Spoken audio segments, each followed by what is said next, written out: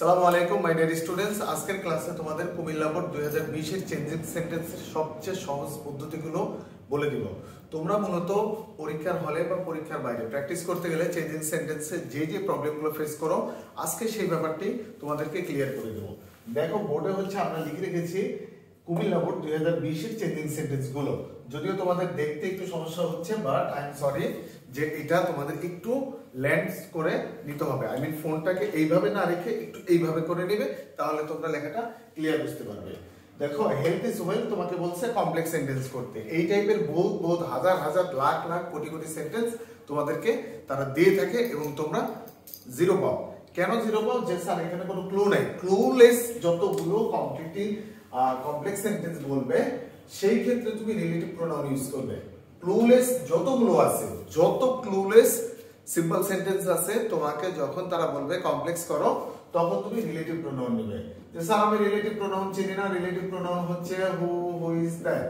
Relative pronoun হচ্ছে who is that. হু নিবে হচ্ছে ব্যক্তির ক্ষেত্রে, হুইচ দ্যাট নিবে বস্তুর ক্ষেত্রে। ওকে, যে কোনো বস্তুর ক্ষেত্রে তুমি হুইচ দ্যাট নিবে। এখন কোশ্চেন হচ্ছে যে কমপ্লেক্স সেন্টেন্সের মূল থিম কি? কমপ্লেক্স সেন্টেন্সের মূল থিম হচ্ছে তোমার subject verb connectors plus subject verb. Okay, I mean দুইটি সাবজেক্ট থাকবে এবং দুইটি ভার্ব থাকবে। সো তাহলে হেলথ ইজ ওয়েলথ, এখানে তোমার আছে একটি সাবজেক্ট আর একটি ভার্ব। তাহলে এটার কমপ্লেক্স কি হবে? কমপ্লেক্স হবে হচ্ছে it is health, it is health which is wealth. Okay, তাহলে হেলথ ইজ ওয়েলথ এর কমপ্লেক্স সেন্টেন্স কি হবে? It is health which is wealth. Question হচ্ছে যে স্যার ইট ইজ কোথা থেকে নিলাম? ইট ইজ আমি ধার করে নিলাম। কেন ধার করে নিলাম? কমপ্লেক্সের দুইটি সাবজেক্ট লাগবে, দুইটি ভার্ব লাগবে, শেষ। ওকে, নাম্বার 2 তে দেখো বলা আছে a healthy poor man is happier than a sick moneyed man. তোমাকে পজিটিভ করতে বলছে। একদম সহজ বাংলায় বলে দেই, সুপারলেটিভ এবং কম্পারেটিভ, সুপারলেটিভ এবং কম্পারেটিভের শেষের নাউন যেটা থাকে পজিটিভ করতে গেলে ওই নাউনটা আগে চলে যায়। তাহলে এই নাউনটাকে যদি আগে নিয়ে আসো তাহলে কি দাঁড়ায় তোমার? যে আ সিক মানিড ম্যান। ওকে, এইটুকু হচ্ছে কথা। বাট এখানে কি আছে দেখো, যে হ্যাপিয়ার দেন। ওকে, এখানে দেন এনি আদার বা দেন অল আদার এই টাইপের কিছু নাই।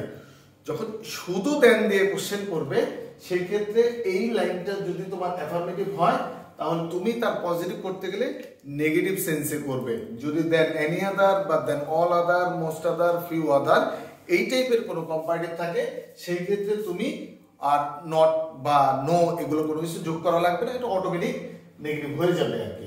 তাহলে তোমার অ্যান্সার দাঁড়াবে কি দেখো, a sick moneyed man is not as happy as a healthy poor man.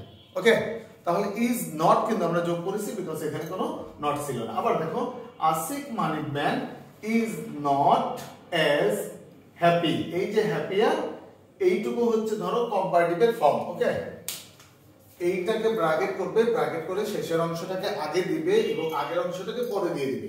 উত্তর দাঁড়াবে তোমার আ সিক মানিড ম্যান ইজ, এখানে যেহেতু নট নেই আমি নট দিয়ে দিব, not as happy as a healthy poor man. Simple হিসাব। ওকে, তারপর নাম্বার 3 টা দেখো বলছে দো আ healthy man is an asset to his family. এই যে কমাটা, এই কমাটার দিকে ফোকাস দিবে, কারণ তোমাকে কি করতে বলেছে?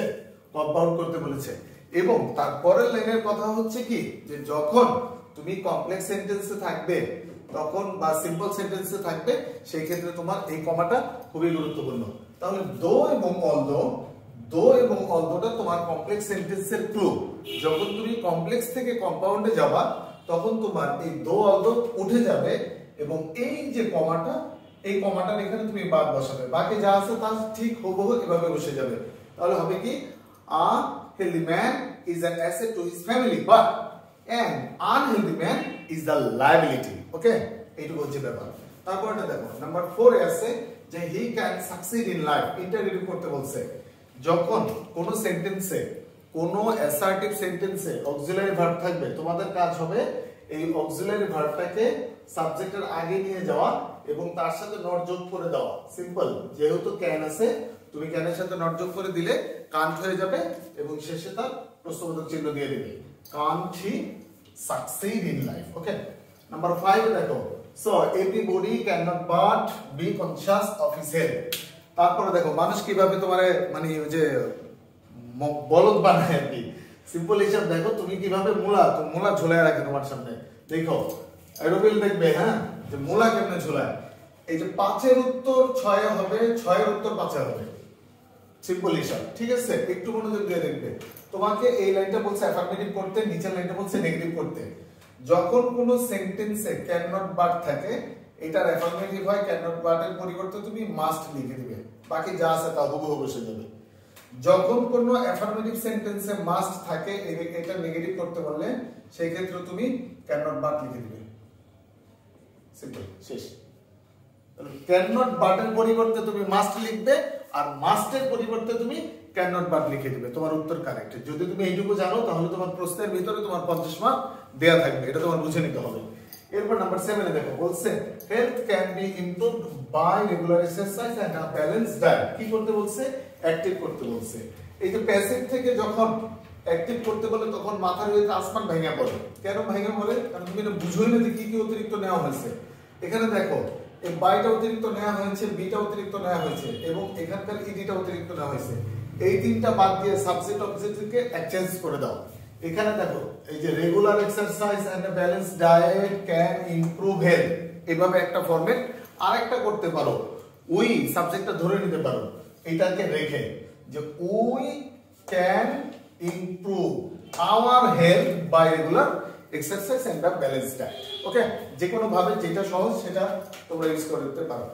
নাম্বার 8 এ দেখো বলছে the people who are poor can not afford to take a balanced diet. Simple করতে বলছে। এটা আছে হচ্ছে কমপ্লেক্স সেন্টেন্সে। কমপ্লেক্স সেন্টেন্সের যে ফর্মুলাগুলো তারা নিয়েছে বা ধার করেছে, তুমি এটাকে কেটে দিবে। এখানে হু যেটা আছে হুটাকে কেটে দাও, এই আর হু এর জন্য আসছে এটাকেও কেটে দাও। এখন এখানে দেখো দা আছে, পিপল আছে, পোর আছে, এই ব্যাপারটাকে একটু ডিটারমাইনার স্টাইলে সাজিয়ে দাও। এটা হচ্ছে ডিটারমাইনার, তারপরে অ্যাডজেক্টিভটাকে নাও, এরপরে নাউনটাকে নাও, বাকি যা আছে তা বসায় দাও, সিম্পল একেবারে। দেখো কি কি আছে তোমার, দা আছে এখানে, পিপল পুয়ার, এর মধ্যে অ্যাডজেক্টিভ হচ্ছে পুয়ার, তাহলে তুমি উত্তর লিখবে the poor people can not afford to take a balanced diet. একেবারে সিম্পল হিসাব, শেষ। তারপর দেখো বলতেছে নাম্বার 9 এ they are very concerned with the quantity of food. Exclamatory করতে বলছে। কোন অ্যাসার্টিভ সেন্টেন্সে যদি ভেরি থাকে তখন ভেরির পরিবর্তে লিখবে তুমি হাউ। যদি এখানে আ ভেরি থাকে তখন তুমি নিবে হোয়াট এ অথবা এম। ওকে, এই ভেরি প্লাস 2 প্লাস 1, 2 মানে হচ্ছে ভেরির পরের অংশ যেটা আছে, এই ফুল স্টপ পর্যন্ত এই অংশটাকে 2 ধরবে, আর ভেরির আগে যেটা আছে এটাকে তুমি 1 ধরবে। ভেরির পরিবর্তে হাউ দিবে, তারপরে দ্বিতীয় অংশ, তারপরে প্রথম অংশ, শেষে এক্সক্লেম সাইন। একেবারে সোজা সহজ হিসাব। তারপরটা দেখো বলছে everybody should know it that malnutrition causes weakness। এইটা প্যাসিভ সেন্সে করতে বলছে। এটা একটু কঠিন লাগবে তোমাদের কাছে, কারণ এটা হচ্ছে কমপ্লেক্স সেন্টেন্সে। কমপ্লেক্স সেন্টেন্সে তুমি প্রিন্সিপাল ক্লজ, সাবঅর্ডিনেট ক্লজ উভয় ক্লজে প্যাসিভ করা লাগবে। তাহলে আগে প্রথম অংশটা দেখো, এভরিবডি শুড নো ইট, এখানে এটা অবজেক্ট, এটাকে সাবজেক্ট করে দাও। ইট, শুড আছে মডাল ভার্ব, মডাল ভার্ব যা আছে তাই হবে। মডাল ভার্বের সাথে অতিরিক্ত কি হয়? বি। ভার্ব আছে তোমার নো, নো এর পাস্ট পার্টিসিপল হচ্ছে কে? নন। ওকে, তারপরে নো ভার্বের সাথে বসে কি? To, everybody, everybody, that, that দিয়ে দিলে দ্যাট। তারপর দেখো এখানে সাবজেক্ট হচ্ছে কে? malnutrition causes weakness, তাহলে উইকনেস হবে, এখন অবজেক্ট থেকে সাবজেক্টে চলে আসবে। উইকনেস is caused, is কোত্থেকে নিলাম? কারণ এটা প্রেজেন্ট ইনডিফিনিট, প্রেজেন্ট ইনডিফিনিটে অ্যামনিজার অতিরিক্ত হয়। ওকে, এই কারণে is, আর cause এর পাস্ট পার্টিসিপল হচ্ছে cause, is caused by malnutrition, full stop. Okay, তাহলে দেখো যখন তোমার কমপ্লেক্স বা কম্পাউন্ড সেন্টেন্সে প্যাসিভ করতে বলবে তখন তোমরা উভয় দিকেই হচ্ছে প্যাসিভটা করবে। প্রিন্সিপাল ক্লজও প্যাসিভ করবে, সাবঅর্ডিনেট ক্লজও প্যাসিভ করবে। এইভাবে তুমি তোমার যত যা কিছু আছে সবকিছু সমাধান করে দিবে একেবারে এক তুড়িতে। যে যা চাইবে তুমি দেখবে কি আছে তার উপরে বেস করে তুমি করে দেবে। সো থ্যাংক ইউ, আসসালামু আলাইকুম।